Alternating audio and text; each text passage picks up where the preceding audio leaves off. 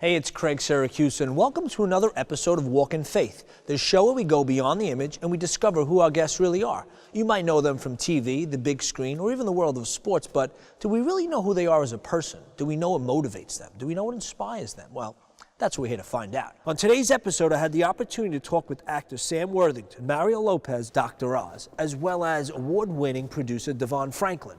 When I was reading your book, I was like, the amount of knowledge and experience that you have at such a young age is really, it's amazing. Thank you. Like, that book should be on, like, the summer reading list for all teenagers and even young adults. I learned a lot just by reading it, especially about fears. Or are you afraid of anything, and how did you overcome it? I'm afraid of heights. I think pushing yourself is really important and key. Especially with heights, like, that's one that I'm sort of afraid of. I did go skydiving to overcome it. You did? Yeah. What? Twice. No. If I go up high in a building, I'm like nervous, so I went skydiving. I want to just tell you something personal. When I read the book, it completely sort of put my life in perspective.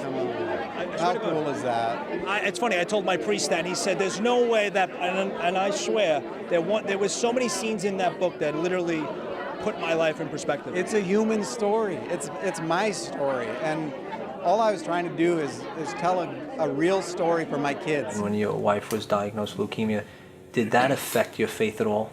It really did affect my faith. I mean, I get choked up about it.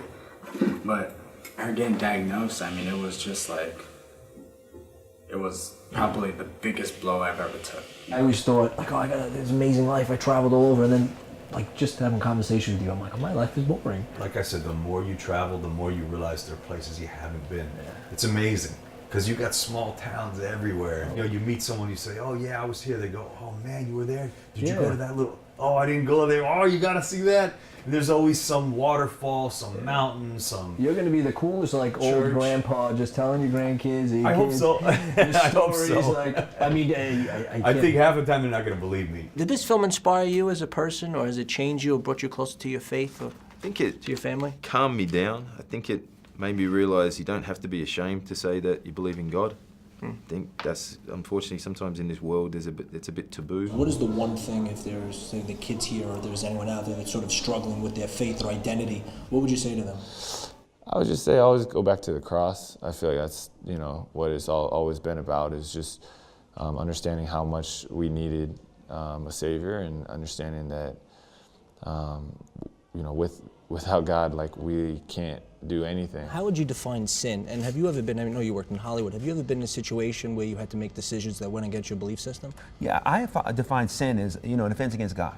An offense against what He's called us to do and who He's called us to be. So for me being in Hollywood, I love this question, because so many people think that just because it's Hollywood, that the walk I've had to walk is different. Not so. You could be in ministry, and you still have the same temptations in ministry that you have in Hollywood, because this temptation comes from your desire. Have you ever doubted your faith? I know you had a traumatic, time in your life when your cousin passed. I've had, a few traumatic times in my life, and like everyone.